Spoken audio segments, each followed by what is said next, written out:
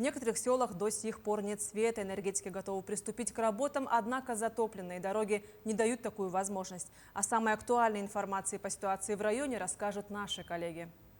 Днем 14 мая в село Куллах вылетел вертолет с гуманитарной помощью. Это то, что необходимо более всего. Вода, продукты, генераторы.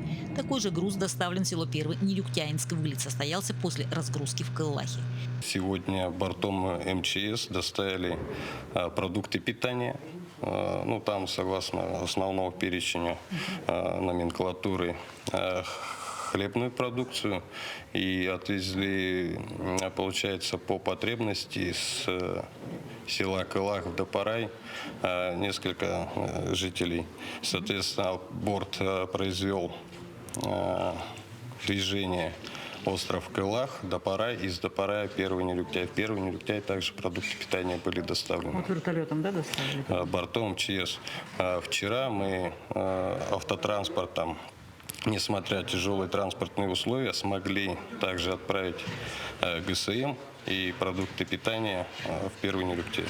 На сегодняшний день восстановить электроснабжение не является возможным. Частично разрушены и под водой дороги.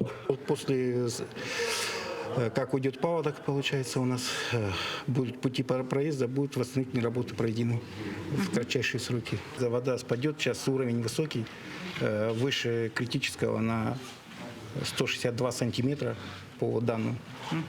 Представляете, дорога у нас, она затоплена. На этот день на 15 часов вода в населенных пунктах Бирюк и Первый Нелюктяинск отмечена на уровне выше критической. Более того, отмечено пребывание воды.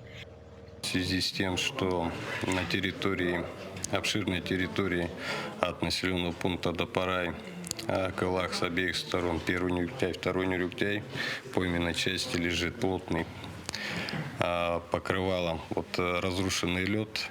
Несмотря на то, что уровень воды за последним сводком на реке Лена ниже Кылаха 40 сантиметров за 4 часа падения показывает, вода с участков этих населенных пунктов не уходит. По словам главного врача Люкненского района, жители подтопленных сел могут получить медицинскую помощь. Все необходимое готово. В Кыллаха было 3 обращения, из госпитализировано, из них 2. По Нелюктяю, Нелюктяинске тоже врач есть, фельдшера есть, работают в круглосуточном режиме, обеспечивают там автономное энергообеспечение есть полностью, топливо есть. Харинский тоже врач есть, и полностью там работа идет. Население подтопленных сел не паникуют, но просят своевременно информировать их, а также помочь с доставкой необходимого до отрезанных водой населенных пунктов. Елена Фаст, Максим Копылов, Алекминск.